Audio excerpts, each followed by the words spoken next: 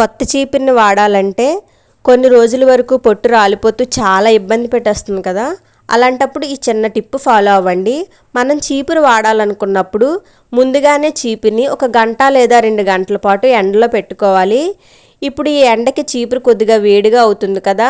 So వెంటనే 2 గంటల తర్వాత ఎండలోంచి చీపురు తీసిన వెంటనే నేను ఇక్కడ చూపిస్తున్నట్టు నేల మీద నెమ్మదిగా కొడుతూ చీపురుని దులుపుతూ ఉంటే దాంట్లో ఉన్న పొట్టంతా రాలిపోతుంది. చూసారు కదా ఎలా వచ్చేస్తుందో. సో ఇలా దులిపేసిన తర్వాత ఇంకా ఎక్కడైనా మనకి పొట్టు ఉండిపోయిందని అనుమానంగా ఉంటే దువ్వెన తీసుకొని ఒక 4 లేదా 5 సార్లు దువ్వితే చాలండి. ఎక్కువగా కూడా అవసరం లేదు.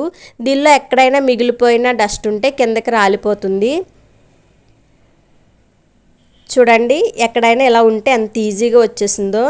సో అంతేనండి. ఇలా మనం చీపురుని క్లీన్ చేసుకున్నామంటే శుభ్రంగా పొట్టంతా రాలిపోయి చీపురుని తుడుచుకోవడానికి యూజ్ చేసుకోవచ్చు. మీకు ఈ టిప్ నచ్చితే మాత్రం లైక్ చేయండి, సబ్స్క్రైబ్ చేయడం అస్సలు మర్చిపోవద్దు. Thank you for watching.